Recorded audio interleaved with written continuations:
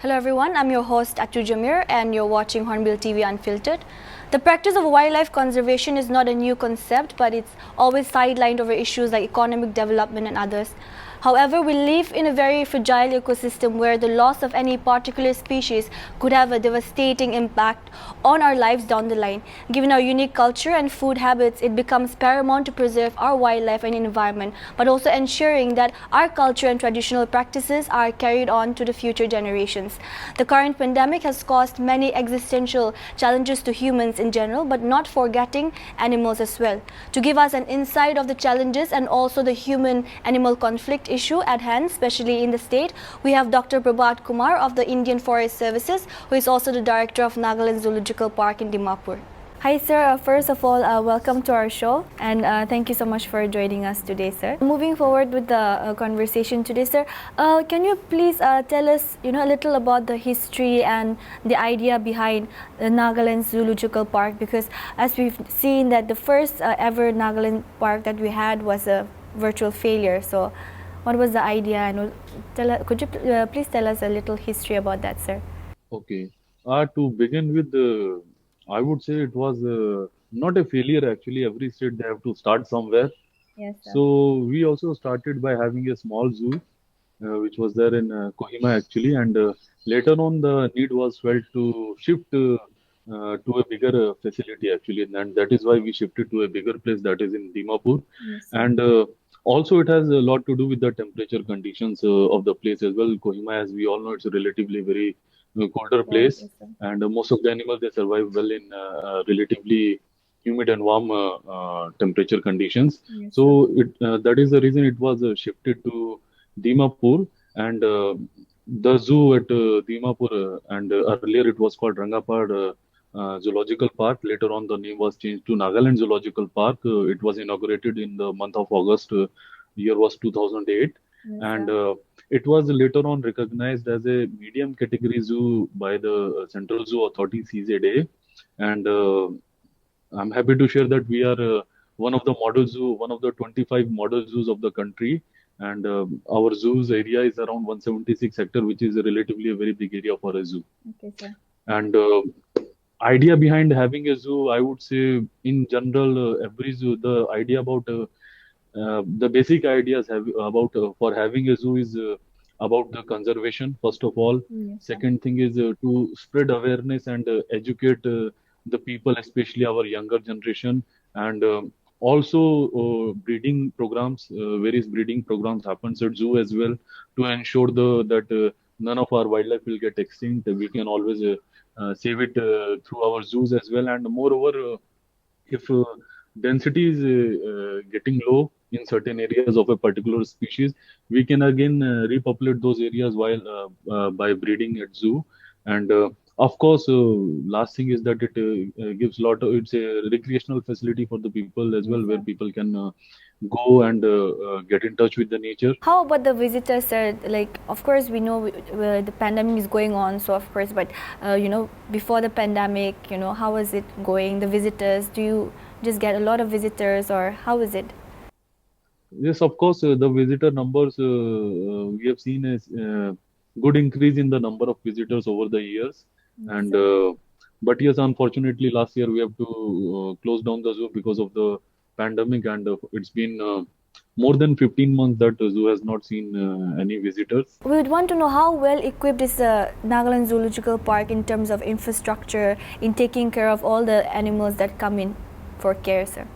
Okay. See, first of all, I will begin by saying that we are relatively a very new zoo, right? The bigger zoos in the countries, they are 50 years old, 60 years old, 70, 80 years old even. Yes, But sir. again, we are also doing good. We are housing more than 375 individuals at the moment, and as far as facilities are concerned, for the housing these animals, we need enclosures, different enclosures as per Yes, the sir. need of the animals, and approved by CZA as well. So which are very well there. And apart from that, we have a veterinary, small veterinary clinic as well. And proposal is already with the CZA to have a full-fledged veterinary hospital as well, and also to have a animal rescue center. as well. As far as manpower is concerned, we have sufficient manpower. We have vehicles for rescue as well, and we have cages for various rescue operations depending on the need of the space required by an animal. So I will say in nutshell, we are still developing since the our zoo is our facility. It's a relatively a new zoo, so we are still developing, but our infrastructure is okay, I would say. Okay, sir. Still, you're hoping that there'll be rooms. There are rooms of improvement, but you're saying like, okay, it's fine for now. I mean. Yes, of course, because we have to. I mean, um, always there will be animals Yes. being rescued, and it will they will come to zoo. So we have to expand in the future as well. Like you've mentioned earlier, since there's a change, difference in the climatic conditions or weather. So compared to any other place, like Dimapur is quite warm, or we can say it's tropical. So when the zoo gets animals from other cold places like Kohima or donated, so how are those animals who require a different climatic condition taken care of in the zoo, sir? Okay, first of all, I would say that it's not advisable to bring all the animals to the zoo, right? All the animals are not meant to be caged, Yes, right? sir. Yes, sir. But it's my personal experience that most of the animals they are comfortable in a relatively warmer climate. There are certain animals which requires which are which specifically requires colder climate. Example, our state bird, that is a blight stragopan. It Yes, sir. can survive only in cold climate, and that is the reason we have a satellite facility of our zoological park there at Kohima as well, in the form of Blitz Stragopan Conservation and Breeding Center, where we house Blitz Stragopan, and the animals which can be housed in warmer condition, we accommodate them at zoo. And I would say that, and also the trend is like that. Most of animals which we receive, they can comfortably live in the Dimapur climate actually. Okay, sir. Over the recent years, we have got reports about people saying that it might be a good idea to donate or to give away marine animals to the zoo because of the infrastructure, or because of the lack of proper environment there. So, how equipped is the Nagaland Zoological Park in terms of taking care of all these marine animals or species, sir? Okay. See, in wild, we have lot many species of mammals, birds, reptiles, ungulates, and whatnot. Right? We have lot many species, and it's not possible to accommodate all these species at a zoo actually. So no zoo can be ever fully equipped to house all kinds of animals. It is need based. Suppose tomorrow we are getting some animal which comes as a rescue. So we try to develop the facility accordingly.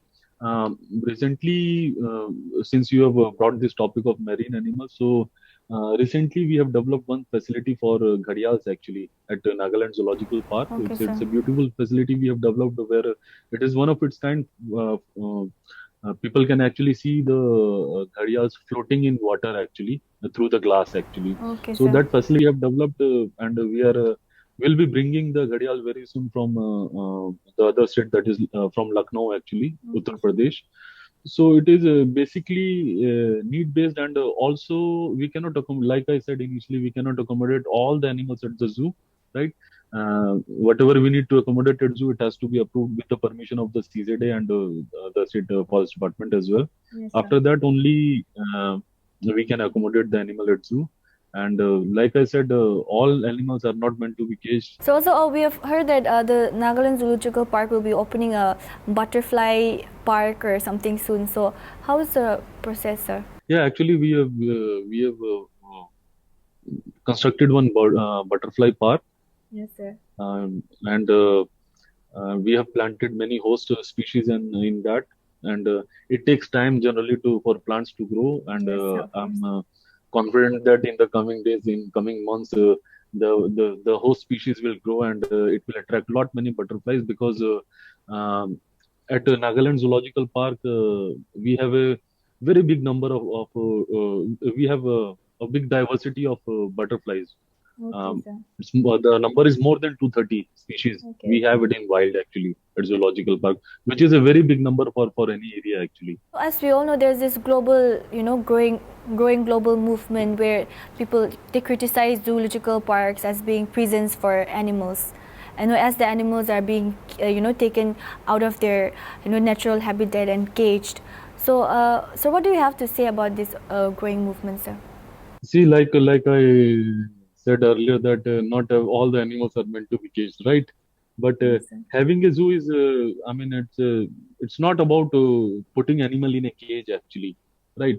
The purpose of zoo is ex situ conservation of endangered species, right? Yes, And sir. like I mentioned earlier, that awareness and education is also one of the important reason actually, because if we don't know about our wildlife wealth, how can we protect it? If people they don't know that these many wild animals, these species, these are present in our state.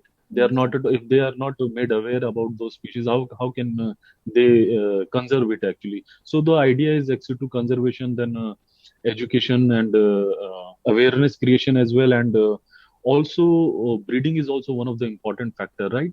Yes, sir. Many animals they face a threat, big time threat of getting extinct in the wild, locally extinct in the wild.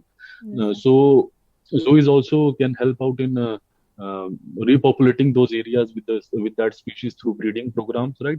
So it's, I would say it's a kind of plan B as well, right? Having a zoo is always a good idea because it's kind of a plan B if by any reason if some of our species got extinct, locally extinct in our areas, Yes, sir. we Yes, can sir. through breeding programs also we can always repopulate it in the wild as well, right? So adding up to that, since we know, of course, when we talk about food habits, of course, we have our own distinct, different food habits. So, and then also living, people hesitate to actually donate animals to the zoological park as well. But also, when you look at it, there's also danger of leaving those species outside in the wild because like how our food habits are. So what do you think, is it safer to let those animals be in the wild or have them donated to the zoo, sir?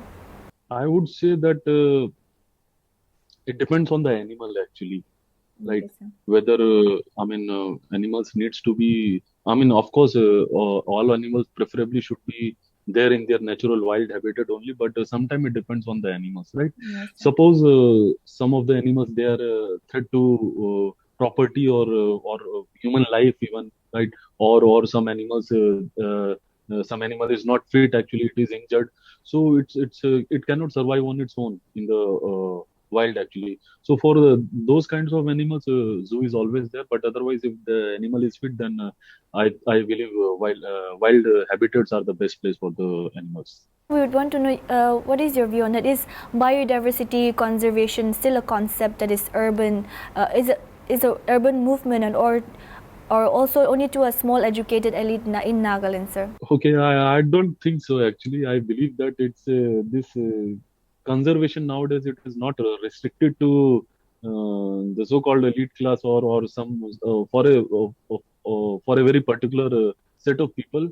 It is widespread in our state actually, because regularly we conduct various awareness programs, we conduct wildlife weeks, we every year we celebrate environment day as well. And also if you look at the schools, most of the schools they have eco clubs, and that is for a purpose actually, because of the awareness. They are aware about the conservation, right? And if we look in other districts of our state, then of course Amur Falcon is one of the biggest success stories which we have seen. And many areas, many villages, they are protecting and conserving their wildlife and forest as well. Example is Konoma, a very good Yes, sir. example of it as well. So I don't think that it is restricted to a small group of people. I think everyone is aware about the importance of conservation. And likewise, the Amur Falcon is a household name nowadays. Everyone in Nagaland is aware about Amur Falcon, right? Yes, sir. Adding to that, Amur Falcon is something, it gained much media attention and also intervention from the government also. So also what about the other less seen or known animals or species that may also slowly be disappearing, sir, due to hunting or loss of habitat, sir? Do you think those also need the attention like the Amur falcons are getting, sir? Uh, of course, definitely, all the animals are important, all the lives are important actually, and I would say it's a joint responsibility of all the stakeholders, which includes especially the public and then the department, the government, and also the various other partners in the form of NGOs and all. So it's a joint responsibility of everyone. Everyone, it's a collective responsibility actually, and I believe in the trend is Nagaland is changing actually because many villages are coming forward and protecting their forest areas as well, and to support this statement that I would say that we have lot many community reserves as well, CRs. We have lot many CCAs as well, community conserved areas. At the moment, we have more than 400 CCAs, and we have more than 120 community reserves as well, which was established under Section 36C of Wildlife Protection Act. And in country, we have the highest number of CRs actually at the moment, Yes, sir. and those areas are protected by the people actually in association with the department. So I would say that definitely the trend is changing nowadays. We want to know some of the more remarkable success stories of the Forest and the Wildlife Agency in Nagaland, sir. Okay, like I said, success stories. I will begin with. I will begin with the Amur Falcon. That Yes, is sir. one of the biggest story of the people of Nagaland. Actually, I won't say that it is just a department or any other organization. It was a joint effort, and especially uh, I owe it to the people. Actually, they conserve it actually with the support of forest department, Yes, sir. right? That is one of the biggest success stories, and like I mentioned that CCAs and CRs actually community reserves and community conserved areas. Like I said, we have highest number of CRs actually, right? I Yes, just sir. want to highlight that we the department these CRs are declared under Wildlife Protection Act when people willingly they come forward and they want to get their area, they want to protect their area, they want to conserve their area with the help of department. So CCAs and CRs are also a success story. Apart from that, department is running various projects like JICA project and IDOWH project integrated development of wildlife habitats in which we are Amur Falcon is getting protected, and also we are promoting alternate sustainable livelihood options for the people as well. And apart from that, we have uh, good success stories in breeding actually. Okay, Um, sir. since hornbill numbers is declining, so at Nagaland Zoological Park we are breeding hornbills as well. We are getting success as well. Apart from that, at Blitz Tragopan Center, which is a satellite unit of Nagaland Zoological Park, there also we got a good success this year as well. This year also we got three new individuals. Right, we got three new individuals. That is, it's a state bird. It's a very important and very beautiful bird. So we got success there as well. And apart from that, there is one more species of tortoise, that is Asian brown Okay. tortoise. Right, um, we are breeding successfully this species for past 3-4 years, right? And Okay, sir. we are the only state in the country who's successful in doing this actually, and Okay, sir. number is also very significant. Last year also, we added 68 new individuals, right? While many other zoos they don't have even 4 or 5 individuals, we added 68 individuals, and this year also we are incubating it as well, and we are hopeful that this year probably we're gonna reach a higher number. We're gonna get a good population, and plan, like I said, plan is that in future we will be releasing them in the wild in suitable areas, right? Okay, sir. And these are some of the success stories, and above all, I mean, I would say that the biggest success of the department, I would say that somehow there is a change in the mindset of the people. The pandemic, how it's affecting every part of our lives, and also it has become a matter of survival even for us humans.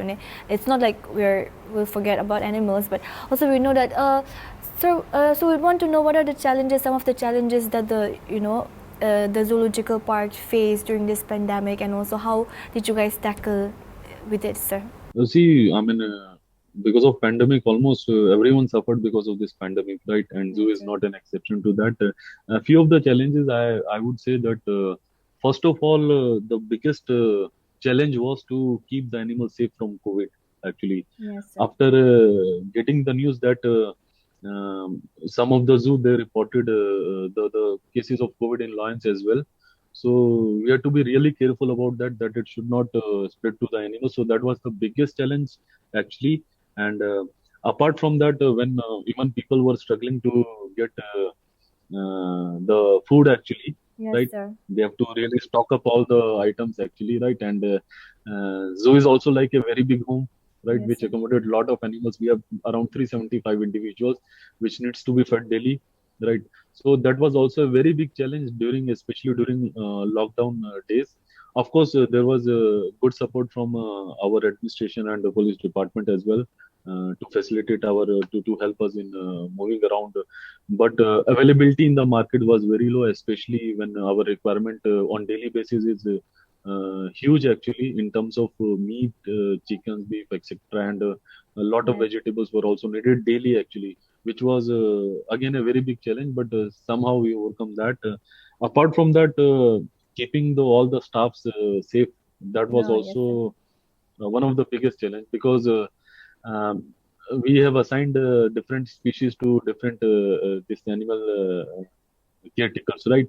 Yes, sir. So if they got infected, it can spread to our animals. So we have to somehow keep them safe as well. So to these are the major challenges we faced actually. But to counter that, so feed it was arranged from not from single source but from various sources, and movement was really restricted during Yes, zoo sir. actually. We issued passes for the even for the our staffs who are staying in for our zoo forest colony as well. Even their movement was restricted. We issued a pass as well that what time they were going out and where they are going and what time they are coming back. So we were keeping all the logs of that as well. And especially when somehow we made the food available for the animals. The another challenge was that even the food could be infected, right? Yes, sir. So we have to take care of that part as well. For that, we made this hot water baths as well, where we washed the all the food items on daily basis. We washed it in hot water. Our team did that, and somehow we are past that thing for now. At least we have not reported any kind of cases in zoo actually, not Yes, not sir. in animals and not in staffs as well. Coming to an end of this conversation today, sir, would want to know, what do you think are the various ways the forest and the wildlife authorities can engage the people in responsible hunting and fishing or wildlife conservation, sir? I would say that there is nothing like responsible hunting, right? Oh, yes, sir. Hunting, if we define that, then hunting is killing of wild animals, Yes, sir. right? It is the killing of it's killing someone, right? And killing is never justified, right? So I don't think that hunting can be justified in any way, right? Mm-hmm. But yes, we can always promote the conservation idea of conservation by, especially for the people who are dependent on forest, Yes, by sir. involving them or engaging them in some other kind of activities, and especially not on a temporary basis, but on sustainable basis. And there comes the concept of sustainable livelihood options, right? Yes, So sir. department is through various projects. Department has engaged the people from various villages in various activities like of alternate livelihood, like piggeries, poultries, and fisheries as well, pisciculture as well, Yes, sir. right? And also we time and again we uh, for conservation we hire the people from villages as well to conserve our wildlife as well. So basically these are the activities which we do. And but yes, in any case, hunting is I don't think we can justify hunting in any case. Yes, sir. So, okay, sir. So, thank you so much for joining us today. So, it was a pleasure having you, sir. Same here. That's all we have for today's talk show. We'll be bringing you such important topics in the future on our show Hornbill TV Unfiltered. For that, keep watching Hornbill TV. And also for other updates, do follow us on our social media platforms like Instagram, Twitter, Facebook and YouTube at Hornbill TV Official. Good night.